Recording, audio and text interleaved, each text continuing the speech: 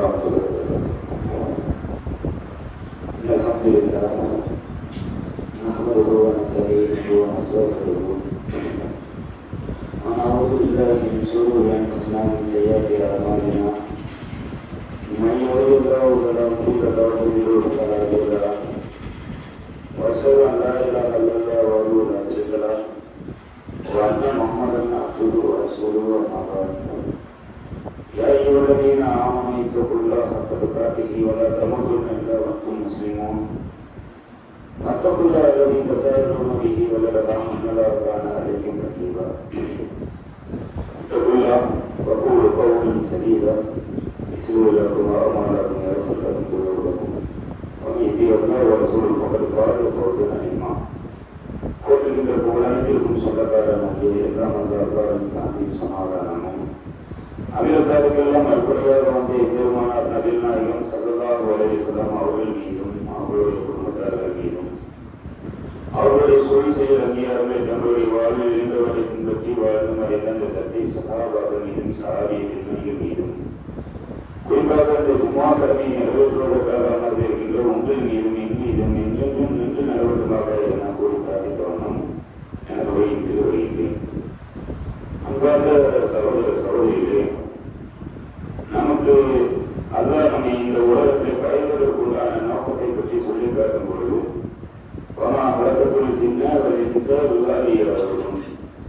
மனிதர்களையும் ஜின்களையும் என்னை வணங்குவதற்காக தவிர வேறு எதற்காகவும் படைக்கவில்லை என்று அல்லாஹ் ஒரு வசனத்திலே சொல்லி காட்டுகின்றான்.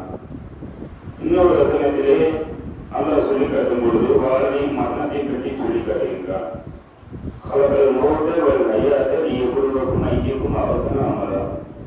உங்களுக்குண்டான மரணத்தையும் உங்களுக்குண்டான வாழ்வையும் இதற்காக ஏற்படுத்தியிருக்கிறது தெரியுமா என்று அல்லாஹ் கேட்பதற்கு, உங்களிலே சிறந்த முறையிலே அமல்களை செய்யக்கூடியவர்கள் யார் என்பதை சோதிப்பதற்காகத்தான் என்பதை அல்லாஹ் அந்த வசனத்தின் மூலியமாக திட்டவட்டமாக சொல்லி காட்டுகிறான். அப்ப நம்ம படைப்பதற்குண்டான அடிப்படை நோக்கமே அல்லாஹ்வை வணங்குவதற்காகவும் அதே போல அதிகமான நன்மைகளை செய்து அந்த மறுமையிலே வெற்றி அடையக்கூடிய அந்த நன்மக்களாக ஆக்க வேண்டும் என்பதற்காகவும் தான் என்பதை அல்லாஹ் திட்டத்திட்டமாக அந்த 2 வசனங்களின் மூலியமாக சொல்லி காட்டுகிறார். அப்ப இந்த உலக வாழ்க்கை என்பது அற்பத்திலும் அற்பமான வாழ்க்கை அல்ல. இந்த உலக வாழ்க்கையை எதோடு நிறுவிக்கிறான் என்று பார்த்தால் அந்த மறுமை வாழ்க்கையோடு தான் நமக்கு நிறுவி தந்திருக்கின்றார். இந்த உலக வாழ்க்கை என்பது அந்த மறுமை வாழ்க்கையை ஒட்டித்தான். இந்த உலக வாழ்க்கையில் செய்யக்கூடிய அந்த நன்மைகளை அதிகமாக செய்து எந்த வகையிலெல்லாம் நன்மைகளை செய்ய முடியுமோ, பொருளாதாரத்தின் மூலியமாகவும் உடல் உழைப்புகளின் மூலியமாகவும் தியாகத்தின் மூலியமாகவும் உயிர்களின் மூலியமாகவும் எப்படியெல்லாம் நாம் இந்த உலகத்திலே அல்லாஹ்வுக்காக அர்ப்பணம் செய்ய முடியுமோ அப்படியெல்லாம் அர்ப்பணம் செய்தால் மட்டும்தான் அந்த மறுமையிலே வெற்றி பெற வேண்டும் என்கின்ற அந்த உன்னத நோக்கத்தின் அடிப்படையிலே இன்றைய ஜும்மா உரையை அல்லாஹ்வுக்காக அர்ப்பணிப்போம் என்கின்ற அந்த தலைப்பின் கீழ் உங்கள் மத்தியிலே எனக்கும் உங்களுக்கும் உண்டான உபதேசமாக சில விஷயங்களை பதிவு செய்யலாம் என்று ஆசைப்படுகின்றேன். அல்லாஹ் தன்னுடைய திருமறை குர்ஆனிலே இந்த இஸ்லாத்திற்காக அல்லாஹ்வுக்காக அர்ப்பணம் செய்த பல்வேறு நபர்களை பற்றி சொல்லி காட்டுகின்றான். அதில் அல்லாஹ் அதிக முக்கியத்துவம் கொடுத்து அல்லாஹ் யாரை சொல்லி காட்டுகிறான் என்று பார்த்தால் நபி இப்ராஹிம் அலைஹிஸ்ஸலாத்து வஸலாம் அவர்களே அல்லாஹ் முன்னிறுத்துகின்றான். அவர்களுடைய வாழ்க்கையிலே அவர்களுக்கு ஏற்பட்ட சோதனைகளை பற்றி அல்லாஹ் சொல்லி காட்டுகின்றான். அந்த சோதனையிலே எல்லாம் அவர் எப்படி வெற்றி கொண்டார் என்பதை பற்றி அல்லாஹ் சொல்லி காட்டுகின்றார். எப்படி அவர் இந்த இஸ்லாத்திற்காக அல்லாஹ்வுக்காக தன்னுடைய வாழ்க்கையை அர்ப்பணித்தார் என்பதை பற்றி எல்லாம் அல்லாஹ் சொல்லி காட்டுகின்றான்.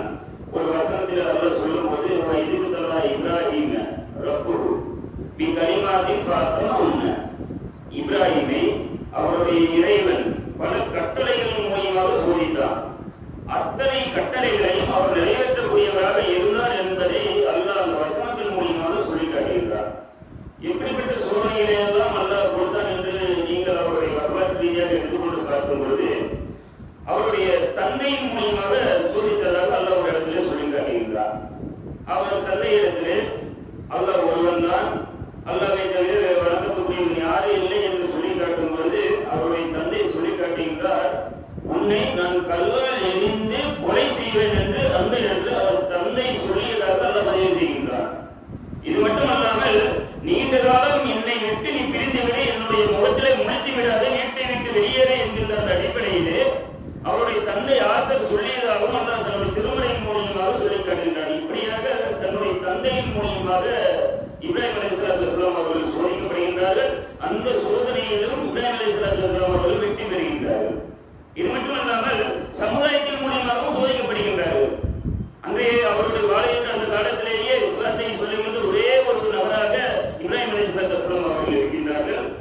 அப்படியே அந்த ஊர் மக்கள் முழுவதும் அவருக்கு எதிரான கொள்கையில் இருக்கின்றார்கள், தன்னுடைய தந்தை உட்பட.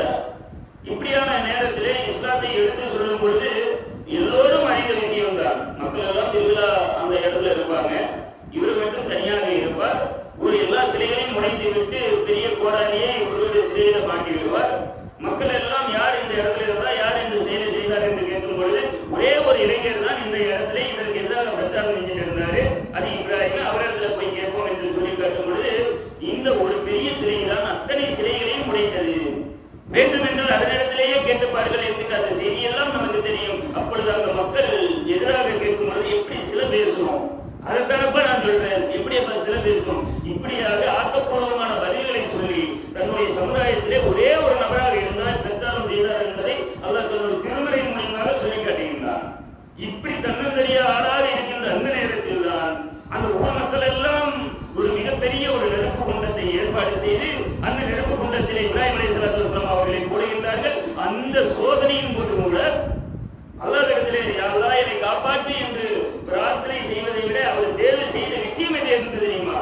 அவருடைய உள்ளத்தில் இருந்த அந்த உறுதிதான். அவர் சொன்ன ஹஸ்பனல்லாஹ் வ நிஅமல் வக்கீல், யா அல்லாஹ், அல்லாஹ்வே எனக்கு போதுமானவன், அவனே சிறந்த பாதுகாவலன் என்கின்ற அந்த விஷயத்தை அல்லாஹ் என்னை காப்பாற்றுவான்.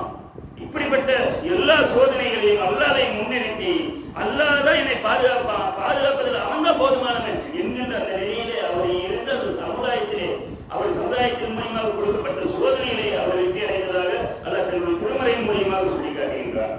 இது மட்டுமல்லாமல் தன்னுடைய மனைவி மக்களை பாலைவன பெருவழியிலே எந்த பயிர் பச்சைகளும் இல்லாத இடத்திலே, எந்த ஒரு வீடும் இல்லாத இடத்திலே, எந்த ஒரு மனிதனுடைய ஊசலாட்டமும் இல்லாத இடத்திலே விட்டு விட்டு வர சொல்லும் பொழுது அந்த இடத்திலே இப்ராஹிம் அலைஹிஸ்ஸலாத்து வஸலாம் அவர்கள் இளைஞராக இருந்த அந்த காலகட்டத்திலே தன்னுடைய மனைவியையும் மக்களையும் அந்த பாலைவன பெருவழியிலே விட்டுட்டு வந்தாரா இல்லையா? தன்னுடைய மகனை அறுத்து சொல்லும் போது அறுக்க துணிதாரா இல்லையா? இப்படியாக எல்லா சோதனைகளிலும் அவர் வெற்றி அடைந்த அந்த காரணத்தினால்தான் அல்லாஹ் அவரை எப்படி சிறப்பிக்கிறான் என்று பார்த்தால் இவரை கலீலுல்லாஹ் என்று அல்லாஹ் சொல்லி காட்டுகின்றார். அல்லாஹ்வுடைய நண்பன் என்று அல்லாஹ் தேர்வு செய்கின்றார். எப்படிப்பட்ட தேர்வுகள்! அல்லாஹ்வுக்காக முழுக்க முழுக்க தன்னுடைய வாழ்க்கையை அர்ப்பணம் செய்த அந்த ஒரு இளைஞனை அல்லாஹ் தன்னுடைய திருமறையில சொல்லி காட்டி இவர் என்னுடைய நண்பன் என்று அடையாளமிட்டு சொல்லி காட்டுகின்றார். இப்படிப்பட்ட ஒரு வரலாற்றுக்கு சொந்தக்காரர் தான் அல்லாஹ்வுக்காக தன்னுடைய முழுக்க முழுக்க தன்னுடைய வாழ்க்கையை அர்ப்பணித்தவர் இப்ராஹிம் அலைஹிஸ்ஸலாத்து வஸலாம் என்பதை அல்லாஹ் தன்னுடைய திருமறையின் மூலமாக பல நிலையிலும் அல்லாஹ் சொல்லி காட்டுகின்றார். இது மட்டுமல்லாமல் நீங்கள் நபி நாயகம் ஸல்லல்லாஹு அலைஹி வஸல்லம் அவர்கள் வாழ்ந்த அந்த உத்தம சஹாபாக்களுடைய அந்த வாழ்க்கை வரலாறை ஒவ்வொரு இடத்துலையும் எடுத்து பாருங்க. எல்லா சஹாபாக்களும் ஏதோ ஒரு வகையிலே அல்லாஹ்வுக்காக அர்ப்பணம் செய்த நபர்களாகத்தான் இந்த உலகத்திலே வாழ்ந்தார்கள். எந்த அளவுக்கு என்று பார்த்தால் உமர் ரலியல்லாஹு அவர்களை பற்றி எல்லோருக்கும் தெரிந்த விஷயங்கள் தான். இன்றளவும் உமர் ரலியல்லாஹு அவர்களை பற்றி உலகத்தில் இருக்கக்கூடிய மிக முக்கியமான பிரமுகர்கள் எப்படி சொல்லி காட்டுகிறார்கள் என்று பார்த்தால் இந்த உமர் ரலியல்லாஹு அவர்களுடைய ஆட்சியை போல நம்முடைய பூமியில் ஆட்சி அமைந்தால்தான் இந்த உலகத்தில் இருக்கக்கூடிய சீர்கேடுகள் போகும் என்று சொல்லுகின்ற அளவுக்கு உமர் ரலியல்லாஹு அவர்கள் அந்த ஆட்சியை கொடுத்துவிட்டு சென்றதாக வரலாற்றில் பதிவு செய்யப்படுகின்றது. நம்முடைய மகாத்மா காந்தியும் கூட இதே விஷயத்தை தான் இந்த இந்தியாவில உமர் அலி அவர்களுடைய ஆட்சியை போல ஒன்று உருவாக வேண்டும் என்பதை சொல்லி காட்டினார். அப்படிப்பட்ட ஒரு ஆட்சி அதிகாரம், அப்படிப்பட்ட ஒரு ஆளுமை, அப்படிப்பட்ட ஒரு தலைமை பண்பு, அப்படிப்பட்ட ஒரு அர்ப்பணிப்பு முழுக்க முழுக்க எல்லாவற்றுக்கும் சொந்தக்காரராக உமர் அலி அவர்களுடைய வாழ்க்கையை நம்மால் பார்க்க முடிகிறது. இன்றும் நீங்கள் எடுத்துக்கொண்டு பார்த்தால் எந்த ஒரு நேரத்திலும் தனக்கு எதிராக எது தவறு என்று தெரிகின்றதோ அந்த தவறை உடைச்சு பேசுறதுல ஒரு முன்மாதிரி இருக்கிறார் என்று பார்த்தால் உமர் ரலியல்லாஹு அவர்கள் தான். எந்த இடத்திலும் தூரம் பேச மாட்டார். தவறா நபி நாயகம் ஸல்லல்லாஹு அலைஹி வஸல்லம் அவர்கள் அந்த மக்கா நகரத்தில், அதாவது மதீனா நகரத்திலிருந்து மக்கா நகரத்துக்கு உம்ரா செய்வது போல கனவு காண்கின்றார்கள். அந்த கனவை ஒட்டி மக்களை எல்லாம் அழைத்து சென்று வருகின்றார்கள். அந்த இடத்துல தடுக்கப்படுகின்றது. உடனடியா உடன்படிக்கையும் ஏற்பாடு செய்யப்படுகின்றது. கடுமையான உடன்படிக்கை. அந்த உடன்படிக்கையில இந்த வருஷம் ஒன்றா செய்யக்கூடாது, திரும்பி போயிடணும். இங்க இருக்கக்கூடிய மக்கள் யாராவது அங்க வந்தா நீங்க திரும்பி அனுப்பிடணும். அங்க இருக்கக்கூடிய மக்கள் யாராவது இங்க வந்துட்டா நாங்க விட மாட்டோம். இப்படியான மோசமான ஒரு உடன்படிக்கையை கொண்ட ஒரு உடன்படிக்கை தான் உடனடியா உடன்படிக்கை. இப்படிப்பட்ட உடனடியா உடன்படிக்கையிலே ஆரம்ப கால பிஸ்மி என்று எழுதும்போது கூட அது மறுக்கப்படுகின்றது. அல்லாஹ்வுடைய ரசூல் என்று நபி நாயகம் ஸல்லல்லாஹு அலைஹி வஸல்லம் அவர்கள் என்று பதிவு செய்யும் பொழுது அது மறுக்கப்படுகின்றது. இப்படியாக அது எல்லா வார்த்தைகளையும் மறுக்கப்பட்டு எழுதப்பட்ட ஒரு ஒப்பந்தம். நபி நாயகம் ஸல்லல்லாஹு அலைஹி வஸல்லம் அவர்கள் எல்லாவற்றுக்கும் ஒத்து போகின்றார்கள். எப்படியான நேரத்தில் உமர் அவர்கள் கடுமையான வார்த்தைகளை கொண்டு நபி நாயகம் ஸல்லல்லாஹு அலைஹி வஸல்லம் அவர்களிடத்தில் வருகின்றார்கள். நபியே ரசூலாவே, நாம நீங்க அல்லாஹ்விடத்துல இருந்து வந்த ஒரு இறை தூதர் தானா? இப்படிப்பட்ட கேள்வி. நீங்கள் அல்லாஹ்விடத்துல இருந்து வந்த இறை தூதர் தானா? நாம சத்தியத்தில் தான் இருக்கிறோமா?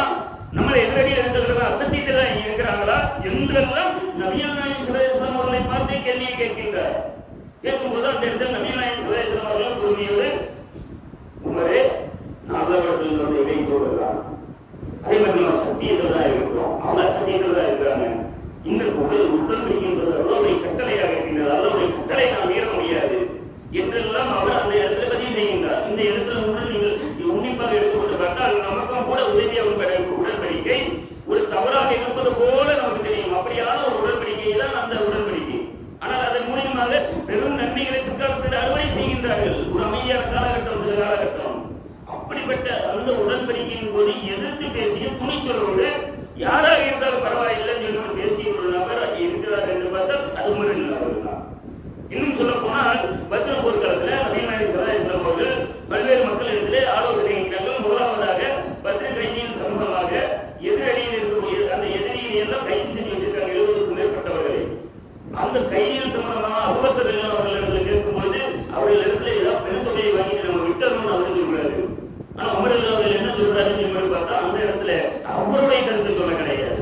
ஏதோ நமக்கு மூத்தவர், நமக்கு முன்னாடி இஸ்லாத்துக்கு வந்தவர், இப்படியாக அவருடைய கருத்து நம்ம சொல்லலாம் என்று அவர் சொல்றாங்க. தனக்கு எது கருத்தாக சரியாகப்பட்டதோ அந்த கருத்தை அந்த இடத்துல பதிவு செய்கின்றார். யாரும் சொல்லலாம், இந்த இடத்துல பதில் கைதிகளை இந்த இடத்துல நம்ம விடக்கூடாது.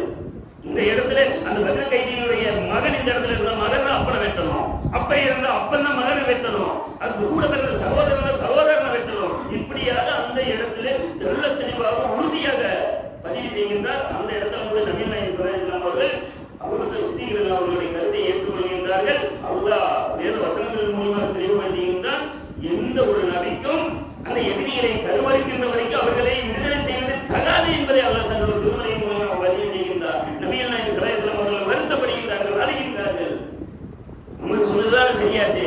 அப்படியாக எந்த ஒரு கருத்தின் யார் எப்படிப்பட்ட கருத்தில் இருந்தாலும் அந்த தனக்கு ஏற்பட்ட அந்த சரியான ஒரு பதிலை எல்லா இடத்திலும் பதிவு செய்யக்கூடியவராக உமர் அவர்கள் இருந்ததை நம்மால் பார்க்க முடிகின்றது. அதான் நபிகள் நாயகம் ஸல்லல்லாஹு அலைஹி வஸல்லம் அவர்களுடைய மரணத்திற்கு பின்னால் அவருடைய காலகட்டத்தில் தான் அந்த பைத்துல் முகத்தஸ் என்பது கைப்பற்றப்பட்டதாக இருந்தது. நம்ம இழந்து தவிக்கிறோமே, அந்த பைத்துல் முகத்தஸ் நபிகள் நாயகம் ஸல்லல்லாஹு அலைஹி வஸல்லம் அவர்கள் இந்த பைத்துல் முகத்தஸை பற்றி சொல்லும் போது மறுமை நாளுடைய சிறிய அடையாளங்களை ஒன்றாக சொல்லி காட்டினார்கள். பைத்துல் முகத்தஸ் என்பது கைப்பற்றப்படும் என்று சொல்லி காட்டினார்கள். நபிகள் நாயகம் ஸல்லல்லாஹு அலைஹி வஸல்லம் அவர்களுடைய காலத்தில் கைப்பற்றப்படவில்லை. அவருக்கு பின்னால் வந்த அபூபக்கர் சித்திக் அவர்களுடைய காலத்தில் கைப்பற்றப்படவில்லை. உமர் அவர்களுடைய காலத்தில் தான் கைப்பற்றப்பட்டது. எந்த அளவிற்கு இந்த இஸ்லாத்திற்காக அவர் தியாகங்களை தன்னுடைய வாழ்க்கையை அர்ப்பணித்திருப்பார் என்று பாருங்கள். இன்னும் சொல்ல போனால் அர்ப்பணிப்புக்காக பல்வேறு நபர்களை நம்மால் உதாரணம் சொல்ல முடியும். அதுல இன்னொருத்தர் யாரும் சொல்வது பார்த்தா காலித் பின் வலீத் அவர்கள். அவர்களை பற்றி நீங்கள் வரலாற்று ரீதியாக எடுத்துக்கொண்டு பார்த்தால் ஆரம்ப கட்டமாக காலித் பின் வலீத் அவர்கள் நபிகள் நாயகம் ஸல்லல்லாஹு அலைஹி வஸல்லம் அவர்களை கொண்டொழிக்க வேண்டும் என்கின்ற ஒரு நிலையில் இருந்த காலித் பின் வலீத் அவர்கள் பிற்காலத்தில் இஸ்லாத்தை ஏற்றுக்கொள்கின்றார். இஸ்லாத்தை ஏற்றுக்கொண்ட பின்பாக முதலாவதாக ஒரு போரிலே ஒரு சாதாரண போர் வீரராக, மிகப்பெரிய தளபதி, ஒரு சாதாரண போர் வீரனாக அந்த முஅத்தா யுத்தத்திலே பங்கு கொள்கின்றார். நபிகள் நாயகம் ஸல்லல்லாஹு அலைஹி வஸல்லம் அவர்கள் அந்த முஅத்தா யுத்தத்தை பொறுத்த வரைக்கும் சில தளபதிகளை நியமனம் செய்கின்றார்கள். எப்படிப்பட்ட தளபதிகளை நியமனம் செய்கிறார்கள் என்று பார்த்தால், இந்த முஅத்தா யுத்தத்திற்கு ரோமர்களுக்கு எதிரான ஒரு யுத்தம். இந்த முஅத்தா யுத்தத்தில் யார் இடத்துல இந்த கொடியை கொடுக்கப்படும் என்றால் ஸைத் பின் ஹாரிஸா இடத்துல இந்த கொடி கொடுக்கப்படும். அவர்தான் தளபதி. ஒருவேளை ஸைத் பின் ஹாரிஸா யார் என்று பார்த்தால் நபிகள் நாயகம் ஸல்லல்லாஹு அலைஹி வஸல்லம் அவர்களுடைய வளர்க்கும் மகனை பற்றியே சொல்லி காட்டுகின்றார். இந்த ஸைத் பின் ஹாரிஸா இந்த போரிலே கொல்லப்பட்டு விட்டால் ஜாஃபர் இப்னு அபீ தாலிப் அவர்கள் இந்த கொடியை ஏற்றிக் கொண்டு தளபதியாக இருப்பார்.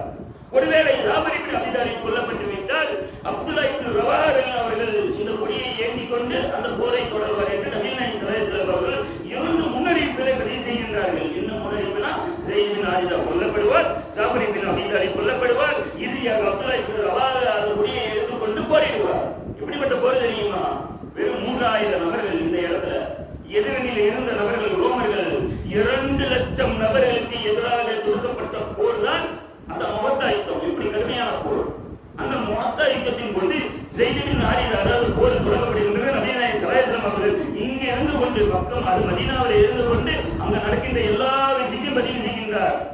ஸைத் பின் ஹாரிஸா அப்படியே ஏற்றுக்கொண்டால் போரை தொடங்குகின்றார். அவர் ஷஹீதாக்கப்பட்டு விட்டார். அதே போல ஜாபிர் இப்னு அபீ தாலிப் அந்த கொடியை எடுத்துக்கொண்டார். அவர் போரை தொடங்கினார். அவரும் ஷஹீதாக்கப்பட்டு விட்டார். இறுதியாக அப்துல்லா இப்னு ரவாஹா அவர்கள் அந்த கொடியை ஏந்தி கொண்டார். போரை செய்கின்றார். அவரும் ஷஹீதாக்கப்பட்டு விட்டார் என்று நபி நாயகம் ஸல்லல்லாஹு அலைஹி வஸல்லம் அவர்கள் வஹீ செய்தியின் மூலமாக அந்த ஷஹீதாக்கப்பட்ட நபர்களை பற்றி சொல்லி காட்டியே நபி நாயகம் ஸல்லல்லாஹு அலைஹி வஸல்லம் அவர்களுடைய கண்ணிலிருந்து தாரதாரையாக அறிய வருகின்றது. ஒரு பக்கம் முக்கியமான சஹாபாக்கள், இன்னொரு பக்கம் அவர் எடுத்து பாசத்தோடு வளர்த்த அந்த ஸைத் பின் ஹாரிஸா அவர்கள் மரணித்து விட்டார்கள். கூட பழகின உத்தம சஹாபாக்களில் 2 சஹாபாக்கள் மரணித்து விட்டார்கள். அடுத்தது யார் அந்த போரை வழிநடத்துவார் என்று நபி நாயகம் ஸல்லல்லாஹு அலைஹி வஸல்லம் அவர்கள் அப்படியே அழுகையோடு அமைதியாக இருந்து கொண்டிருந்த அந்த நேரத்தில் தான் ஒரு சஹாபி அந்த போர்க்குடியை எடுக்கின்றார். காலித் இப்னு வலீத் அவர்கள் கொடுக்கின்றார். நீங்கள் தான் இந்த போரை வழிநடத்த வேண்டும் என்று. சாதாரண போர் வீரராக போன காலித் இப்னு வலீத் அவர் முன்னதாகவே மிகப்பெரிய போர் தளபதி தான்.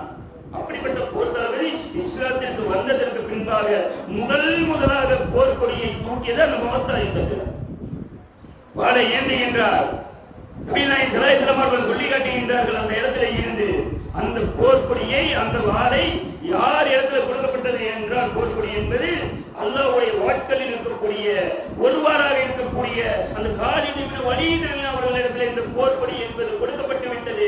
அதன் மூலமாக அல்லாஹ் நமக்கு வெற்றியை கொடுத்தான். சைஃபுல்லா என்ற அல்லாஹ்வின் தூதர் நபி நாயகம் ஸல்லல்லாஹு அலைஹி வஸல்லம் அவர்கள் அந்த இடத்துல காலித் இப்னு வலீத் அவர்களை பதிவு செய்கின்றார்கள். அந்த 3000 நபர்களும் எப்படி அவர்களை சேஃப்டியா கொண்டு போகணும் என்கின்ற அந்த முழு வீச்சோட அப்படியே அது ஐடியான எல்லா விஷயத்தையும் இதில் பதிவு செய்ய முடியாது. அப்படிப்பட்ட பல டெக்னிக்களை பயன்படுத்தி காலித் இப்னு வலீத் அவர்கள் அந்த மக்களை எல்லாம் புறமுழு காட்டாமல் அப்படியே ஒரு லாபகமான ஒரு விஷயத்தை வைத்துக் கொண்டு அந்த மக்களை எல்லாம் கொண்டு சேர்த்துகின்றார். இப்படிப்பட்ட ஒரு இடத்துக்கு சொந்தக்கார காலித் இப்னு வலீத் அவர்கள் அந்த முகத்தா யுத்தத்தின் போது காலித் இப்னு வலீத் அவர்களுக்கு 9 வாட்கள் உடைக்கப்பட்டது. அவர் வெட்டுகின்றார் போரிலே 9 வாட்கள் உடைக்கப்படுகின்றது. 10வதாக ஏமனிலிருந்து கொண்டு வரப்பட்ட பால் தான் மிச்சமாக இருந்ததாக காலித் இப்னு வலீத் அவர்கள் அவருடைய வரலாற்றிலே அவரை பதிவு செய்கின்றார். இது மட்டுமல்லாமல் எர்முக் யுத்தம் உலக வரலாற்றிலேயே மிக முக்கியமான ஒரு யுத்தமாக எர்முக் யுத்தம். நபி நாயகம் ஸல்லல்லாஹு அலைஹி வஸல்லம் அவர்களுடைய மரணத்திற்கு பின்பாக அபூபக்கர் சித்தீக் அவர்களுடைய ஆட்சி காலகட்டத்திலே எடுக்கப்பட்ட மிக முக்கியமான போர் எர்முக் யுத்தம். அந்த எர்முக் யுத்தம் என்பது ரோமர்களை எதிர்த்து கொண்டு போன ஒரு யுத்தம் தான் எர்முக் யுத்தம். அபூபக்கர் சித்தீக் அவர்களுடைய இறுதியான காலகட்டத்திலே அந்த போர் நடைபெறுகின்றது. அதற்குள்ளான போர் தளபதிகளில் ஒருவராக காலித் இப்னு வலீத் அவர்கள் இருக்கின்றார்கள். இந்த காலித் இப்னு வலீத் அவர்கள் அந்த எர்முக் யுத்தத்தை நடத்தி கொண்டிருக்கின்ற அந்த நேரத்தில் தான் அபூபக்கர் சித்தீக் அவர்கள் மரணத்தை தழுவுகின்றார்கள். அப்போது உமர் அவர்கள் ஆட்சி பொறுப்பை எடுக்கின்றார்கள். அப்பொழுது அதுவும் நடைபெறுகின்றது. அந்த எர்முக் யுத்தத்தின் பொழுது எத்தனை நபர்கள் கலந்து கொண்டார்கள் என்று பார்த்தால், முஸ்லிம்களிலே 40,000 நபர்கள் எர்முக் யுத்தத்திலே கலந்து கொண்டார்கள். எதிரணியில் இருக்கக்கூடிய ரோமர்கள் எத்தனை நபர்கள் தெரியுமா? 4,00,000 நபர்கள் அந்த எர்முக் யுத்தத்திலே கலந்து கொண்டதாக வரலாற்றிலே பதிவு செய்யப்படுகின்றது. எப்படிப்பட்ட போராக இருக்கிறது என்றால், அந்த காலித் இப்னு வலீத் அவர்கள் அந்த எர்முக் யுத்த களத்தில் வந்துவிட்டு கடிதத்தை அந்த ரோமர்களுக்கு அனுப்பி வைக்கின்றார். எப்படிப்பட்ட கடிதம் என்றால், மதுவையும் மாதுவையும் நேசிக்கின்ற உங்களுடைய அந்த கூட்டத்தாரிடத்திலே மரணத்தை நேசிக்கக்கூடிய ஒரு கூட்டம் இந்த இடத்திலே களமிறங்கியிருக்கின்றோம், எங்களுக்கு பதிலளியுங்க, போருக்காக வந்திருக்கின்றோம் என்பதை அவர் பதிவு செய்கின்றார். உடனே அங்கு இருக்கக்கூடிய ரோமர்களுடைய மிக பெரிய ஒரு சக்கரவர்த்தியாக இருக்கக்கூடிய சீசர், நீங்கள் ரோமர்கள் சம்பந்தப்பட்ட எந்த படங்களாக இருந்தாலும் சீசர் வராம எந்த படமும் முழுமை கிடையாது. அப்படிப்பட்ட ஒரு வரலாற்றுக்கு சொந்தக்காரர் தான் சீசர், ரோமர்களுடைய மிகப்பெரிய சக்கரவர்த்தி. அந்த ரோமருடைய சக்கரவர்த்தி சீசரே அந்த இடத்துல பெண் வாங்கலாம் என்கின்ற இந்த போர் வேண்டாம் இப்போ என்கின்ற ஒரு நிலைக்கு தரப்படுகின்றார். சொல்லும் போது அங்கு இருக்கக்கூடிய மந்திரிகள் எல்லாம் போரை நடத்திய தீர வேண்டும் என்று எல்லாரும் ஆசேசப்பட்டு அந்த போர் நடைபெறுகின்றது. போர் களத்திலே வந்து நின்ற உடனேயே அந்த ரோமர்களுடைய படை தளபதிகளில் ஒருவன் சொல்லி காட்டுகின்றான், முஸ்லிம்களை பார்த்து, காலித் இப்னு வலீத் அவர்களை பார்த்து சொல்லி காட்டுகின்றான், வறுமையையும் ஏழ்மையும் உடுத்த ஆடையும் இல்லாமல் இருக்கின்ற ஒரு நிலைமைதான் உங்களை இந்த போருக்காக கொண்டு வரப்பட்டிருக்கின்றது. சாப்பாட்டுக்கு வழி இல்ல, உடுக்கலுக்கு உடை இல்ல, ஏழ்மையான நிலையில வந்திருக்கிறீங்களாப்பா. எங்களுக்கு இந்த போரின் மூலமாக கிடைக்கக்கூடிய பொருளாதாரத்தை எடுத்துட்டு போல வந்திருக்கிறீங்களா, பசியினால் வந்திருக்கிறீங்களா என்று கேட்கும் பொழுது அந்த இடத்துல காலித்தின் வழியில் அவர்கள் அத்தனை விஷயத்தை உருவாக்கி கொண்டு பதிவு செய்கின்றார். ஆமா, நாங்கள் பசியில தான் வந்திருக்கிறோம். எங்களுடைய பசியை எது தீர்க்கும் தெரியுமா? எங்களுடைய தாகத்தை எது தீர்க்கும் தெரியுமா? மனிதர்களுடைய ரத்தங்கள் தான் எங்களுடைய பசியையும் தாகத்தையும் தீர்க்கும். இந்த உலகத்தில் இருக்கக்கூடிய அத்தனை மனிதர்களுடைய ரத்தங்களை நாங்கள் குடித்து விட்டோம். எல்லா ரத்தங்களிலும் ருசியான ரத்தம் ரோமர்களுடைய ரத்தம் என்று நாங்கள் கேள்விப்பட்டிருக்கின்றோம். அப்படிப்பட்ட அந்த ரத்தங்களை குடிப்பதற்காகத்தான் நாங்கள் இங்கு வந்திருக்கின்றோம் என்று அந்த இடத்துல போரை தொடங்குகின்றார். வீர வசனங்களை பேசுகின்றார், போரை தொடங்குகின்றார். அந்த போரில் வெற்றி எப்படிப்பட்ட வெற்றி தெரியுமா? முதல் நாளிலேயே 1,10,000 நபர்கள் அந்த ரோமர்களிலே கொலை செய்யப்படுகின்றார். 1,20,000 நபர்கள். எப்படிப்பட்ட போர்கள் இருப்பார்கள்? ஒரு 40,000 நபர்கள் 4 லட்சம் நபர்களோடு மோதுகின்றார்கள். முதல் நாளிலேயே 1,20,000 நபர்களை கொண்டொழிக்கின்றார்கள் என்றால் எப்படிப்பட்ட ஒரு வாழ்க்கையை இந்த இஸ்லாத்திற்காக அர்ப்பணித்திருப்பார் இந்த காலித் இப்னு வலீத் அவர்கள் என்று பாருங்கள். ஏற்கனவே பார்த்தோமா இல்லையா? அவருடைய ஆட்சி காலகட்டத்தில் தான் அந்த பைத்துல் முகத்தஸ் கைப்பற்றப்பட்டது என்று. அந்த பைத்துல் முகத்தஸ் பள்ளியை கைப்பற்றி தளபதி யார் தெரியுமா? போரை தொடங்கி தளபதி யார் தெரியுமா? காலித் இப்னு வலீத் அவர்கள் தான் அந்த போரின் மூலமாக பைத்துல் முகத்தஸை வெற்றி கொண்டார். இப்படிப்பட்ட வரலாற்றுக்கு அர்ப்பணிப்புக்கு சொந்தக்காரர் தான் காலித் இப்னு வலீத் அவர்கள். இன்னும் சொல்ல போனால் எத்தனையோ சஹாபாக்கள் முழுக்க முழுக்க தங்களுடைய வாழ்க்கையை இஸ்லாத்திற்காக அர்ப்பணித்திருக்கின்றார்கள். அதில் நீங்கள் முஸ்அப் இப்னு உமைர் அவர்களுடைய வாழ்க்கை வரலாறு எடுத்துக் கொண்டு பாருங்கள். முஸ்அப் இப்னு உமைர் அவர்கள் ஆரம்ப காலகட்டத்தில் இஸ்லாத்தை ஏற்றுக்கொண்ட சஹாபாக்களில் அவரும் ஒருவர். எப்படிப்பட்ட சஹாபி தெரியுமா? அவர் இஸ்லாத்தை ஏற்றுக்கொள்வதற்கு முன்பாக அவர் அந்த மக்கா நகரத்திலேயே இருக்கக்கூடிய மிக முக்கியமான பணக்காரர்களில் ஒருவர், மிகப்பெரிய பணக்காரர். அவர் வாசனை திரவியங்களை இந்த வீதியில போட்டுட்டு வந்தா பக்கத்து வீதியில இருந்த வாசனை திரவியங்களுடைய வாசனை நுகரக்கூடிய அளவிற்கு மிக பிரம்மாண்டமான வாசனை திரவியங்களை போட்டிருப்பாரு. காலையில ஒரு ஆடை, மாலையில ஒரு ஆடை, இரவுல ஒரு ஆடை என்று போடுகின்ற அளவிற்கு ஆடைக்கு பஞ்சமில்லாத ஒரு வாழ்க்கையை வாழ்ந்த முஸ்அப் இப்னு உமைர் அவர்கள், உணவுக்கு எந்த பஞ்சமும் இல்லாத ஒரு முஸ்அப் இப்னு உமைர் அவர்கள் இஸ்லாத்தை ஏற்றுக்கொள்கின்றார். அவருடைய உம்மா என்னுடைய சொத்துல ஒண்ணு தரமாட்டேன் என்று வீட்டை விட்டு அவர் வெளியேறுகின்றார். தப்பிச்சு ஓடுகிறாரு. சொத்துல எதையும் தரமாட்டேன் சொல்லி கொடுக்கிறார். இது அவருடைய வாழ்க்கை எப்படி இருந்தது தெரியுமா? நபிகள் நாயகம் ஸல்லல்லாஹு அலைஹி வஸல்லம் அவர்கள் வாழுகின்ற அந்த நேரத்திலேயே, மக்கள் எல்லாம் குடியிருக்கின்ற நேரத்திலேயே அவர் இஸ்லாத்தை ஏற்றுக்கொண்ட பின்பாக அப்படியே வருவார், வந்து நிற்பார். அவரை பார்த்து நபிகள் நாயகம் ஸல்லல்லாஹு அலைஹி வஸல்லம் அவர்கள் அழுததாக செய்தி பதிவு செய்யப்படுகின்றது. எதற்காக அழுதார்? முஸ்அப் இப்னு உமைர் அவர்கள் கிழிந்த ஆடையோடு வந்திருக்கின்றார். உணவுக்கு வழி இல்லாத ஒரு வறுமையிலும் வறுமையான ஒரு நிலையில வந்து நின்றார் முஸ்அப் இப்னு உமைர் அவர்கள் இஸ்லாத்தை ஏற்றுக்கொண்டதற்காக. மிகப்பெரிய பணக்காரர். இன்னும் சொல்ல போனால் மதீனாவுக்கு, அதாவது மதீனால இருந்து சில பொருட்கள் நபிகள் நாயகம் ஸல்லல்லாஹு அலைஹி வஸல்லம் அவர்களுடைய அந்த மக்கள் வாழ்க்கையின் போதே சில மக்கள் இஸ்லாத்தை ஏற்றுக்கொண்டு வந்து நாங்கள் இஸ்லாத்தில் தான் இருப்போம் என்று உறுதிமொழியாக முதலாக்கமாக சொல்லுவாங்க. முதலாக்கமாவின் போது 12 நபர்கள் இஸ்லாத்தை ஏற்றுக்கொண்டார்கள் மதீனால இருக்கிறது. அந்த 12 நபர்களுக்கு இஸ்லாத்தை சொல்வதற்காக நபிகள் நாயகம் ஸல்லல்லாஹு அலைஹி வஸல்லம் அவர்கள் மூத்த நபராக இருக்கக்கூடிய அபூபக்கர் சிதீக் அவர்களை ஏற்பாடு செய்தார்களா? இல்லை. உமர் அவர்களை ஏற்பாடு செய்தாரா? இல்லை. இப்படியாக எத்தனையோ சஹாபாக்கள் இருந்தோம். அப்படிப்பட்ட சஹாபாக்களை தேர்வு செய்யாமல் அவர்களுக்கு இஸ்லாத்தை சொல்வதற்காக நபிகள் நாயகம் ஸல்லல்லாஹு அலைஹி வஸல்லம் அவர்கள் தேர்வு செய்த ஒரு சஹாபி யார் என்று பார்த்தால் முஸ்அப் இப்னு உமைர் அவர்கள். அவர் அந்த மதீனா நகரத்தில் போய் பிரச்சாரம் செய்கிறாரு. 12 நபர்களுக்கு இஸ்லாத்தை சொல்லிக் கொடுக்கிறாரு. இரண்டாம் கபாவின் பொழுது 70க்கும் மேற்பட்ட நபர்களை இஸ்லாத்தின் பால் கொண்டு வந்த வரலாற்று பதிவு செய்யப்பட்டிருக்கிறது. இது மட்டுமில்லாமல் நபிகள் நாயகம் ஸல்லல்லாஹு அலைஹி வஸல்லம் அவர்கள் மக்கா நகரத்திலிருந்து மதீனாவுக்கு ஹிஜ்ரத் செய்யும் பொழுது அந்த மதீனா நகரத்தையே தாருல் ஹிஜ்ராவாக ஹிஜ்ரா செய்வதற்கு உண்டான ஒரு பூமியாக, ஒரு களமாக யார் அதை ஏற்பாடு செய்திருந்தார் என்று பார்த்தால் அத்தனை மக்களுக்கும் இஸ்லாத்தை கொண்டு வந்து சேர்த்த நபராக முஸ்அப் இப்னு உமைர் அவர்கள் இருந்தார்கள். இவங்க அப்படியே மக்கா நகரத்தில் மதீனாவுக்கு போகும்போது அப்படியே ஆட்சி அதிகாரங்கள் கைகளுக்கு வருகின்றது. முஸ்அப் இப்னு உமைர் அவர்களுடைய அவ்வளவு பெரிய அர்ப்பணிப்பு அந்த இடத்துல இருந்திருக்கின்றது. இது மட்டுமல்லாமல் உலக போர்க்களத்தில் முஸ்அப் இப்னு உமைர் அவர்கள் கொல்லப்படுகின்றார்கள். முஸ்அப் இப்னு உமைர் அவர்களை பொறுத்தவரைக்கும் பார்த்துட்டீங்கன்னா உருவமைப்புல ரசூலுல்லாஹி ஸல்லல்லாஹு அலைஹி வஸல்லம் அவர்களை போலவே இருப்பார்.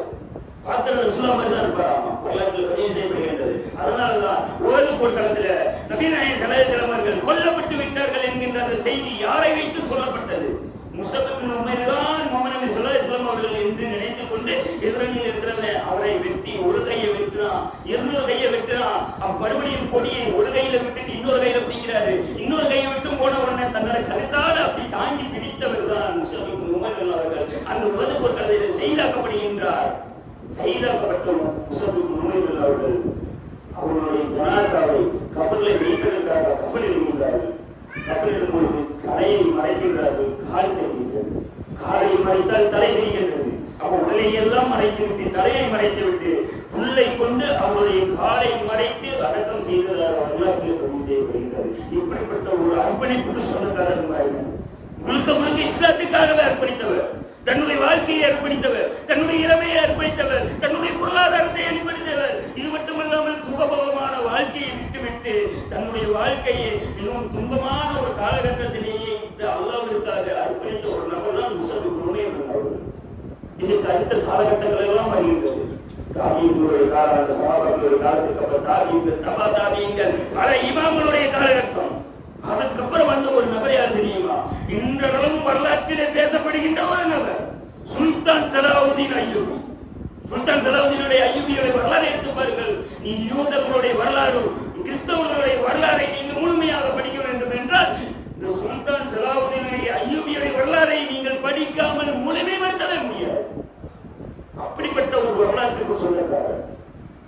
அதாவது சிலுவை போர் என்பது கிட்டத்தட்ட 1096 ஆரம்பிக்கப்பட்ட போர் 1272 ஆண்டு காலம் வரைக்கும் கிட்டத்தட்ட 176 ஆண்டு காலம் 9 காலகட்டமாக நடந்த ஒரு போர் தான் சிலுவை போர்.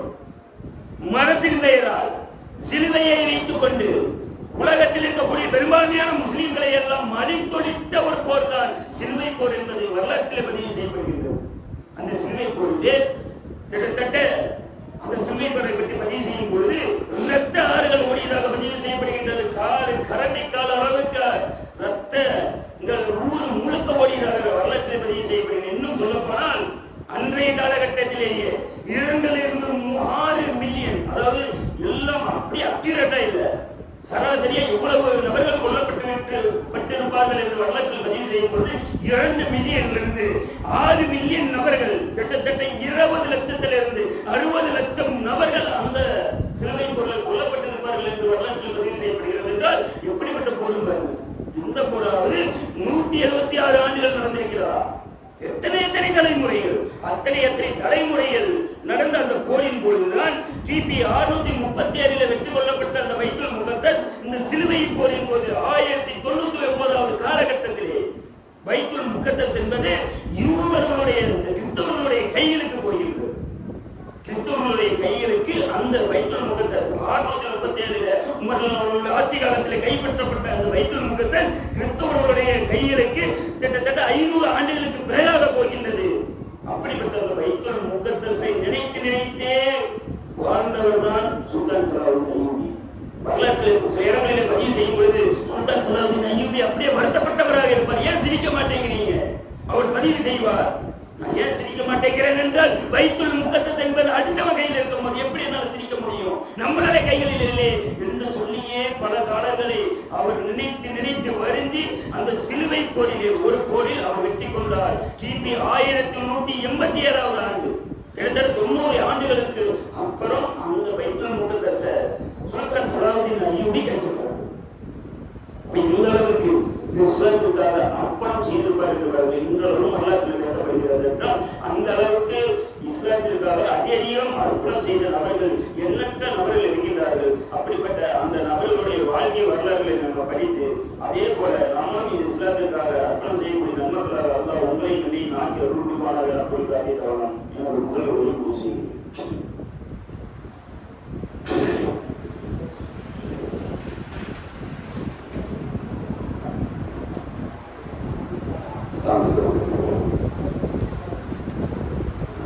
சகோதர சகோதரிக்கு முதலுடைய அல்லாஹ்வுக்காக அர்ப்பணிப்போம், இஸ்லாத்துக்காக அர்ப்பணிப்போம் என்கின்ற தலைப்பில் இஸ்லாத்துக்காக அர்ப்பணித்த பல்வேறு நபர்களுடைய வாழ்க்கை வரலாற்றிலிருந்து சிறிய சிறிய குறிப்புகளை ஒரு முன்மாதிரியாக நாம் பார்த்தோம்.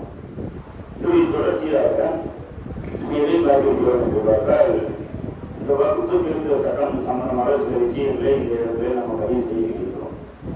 அதாவது கடந்த 2014 ஆண்டுல இருந்து இன்று வரைக்கும் பாஜக ஆட்சியில பல்வேறு விதமான முஸ்லிம்களுக்கு எதிரான ஒரு கருப்பு சட்டங்கள் எல்லாம் கொண்டு வந்துட்டே இருக்கிறான். எப்படிப்பட்ட சட்டங்கள் எல்லாம் கொண்டு வந்திருக்கான்னு பார்த்தா முத்தலாக் சட்டம் கொண்டு வந்திருக்காங்க. அது மூலியமா முஸ்லிம்களுக்கு பல்வேறு விதமான ஒரு சோதனைக்கு உண்டான ஒரு காலகட்டமாக அந்த சட்டங்கள் கொண்டு வந்த காலகட்டம் இருந்தது. குடிசிவில் சட்டம் கொண்டு வந்தான். குடிசிவில் சட்டத்தின் மூலியமா முஸ்லிம்கள் எப்படி எல்லாம் வஞ்சிக்கலாம் என்பது முடிவு பண்ணான்.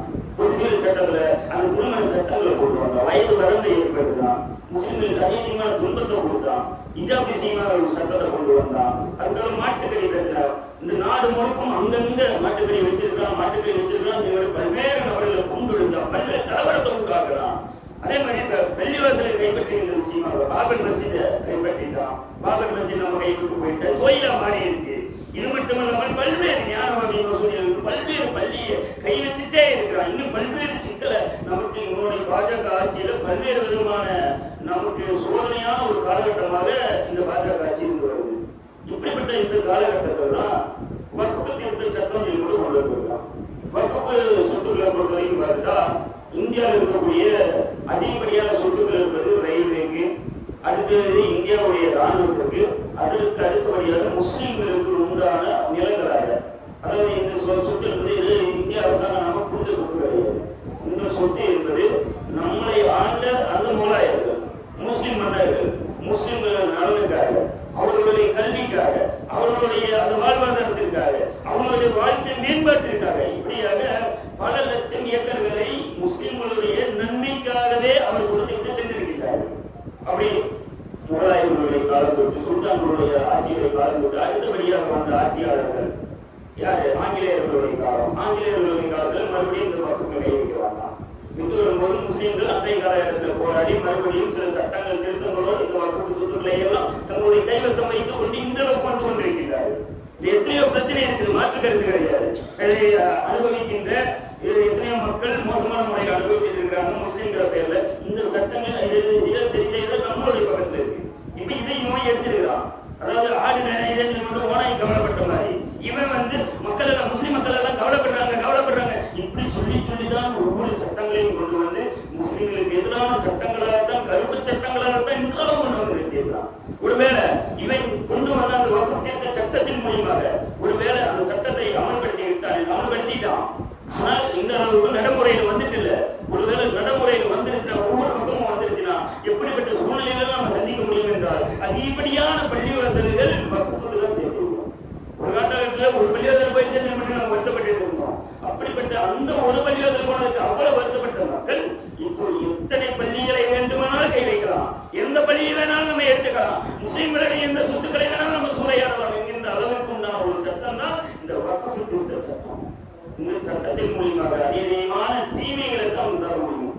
அப்போ இந்த அடிப்படையை வச்சுதான் இன்னைக்கு மாற கூட்டமைப்பின் மூலியமாக, எல்லா இயக்கங்களின் மூலியமாக, எல்லா அமைப்புகளின் மூலியமாக, எல்லா கட்சியின் முஸ்லிம் கட்சிகளின் மூலியமாக ஒரு ஆர்ப்பாட்டத்தை நம்ம நடத்தலாம். பேரணி மற்றும் ஆர்ப்பாட்டம். இதன் மூலியமாக அநியாயக்கார ஆட்சியாளருக்கு எதிராக நம்ம குரல் கொடுக்கலாம் என்று அந்த ஆர்ப்பாட்டத்தை நம்ம வச்சிருக்கிறோம். எதற்காக வச்சிருக்கிறோம் என்று பார்த்தா நபிகள் நாயகம் ஸல்லல்லாஹு அலைஹி வஸல்லம் அவர்கள் பதிவு செய்கின்றார்கள், எவன் ஒருவன் அநியாயக்கார ஆட்சியாளருக்கு எதிராக குரல் கொடுக்கின்றானோ, உண்மையை உறக்க சொல்கின்றானோ, அதுதான் சிறந்த ஜிகாத் என்று அண்ணல் பெருமானார் நபிகள் நாயகம் ஸல்லல்லாஹு அலைஹி வஸல்லம் அவர்கள் பதிவு செய்கின்றார்கள்.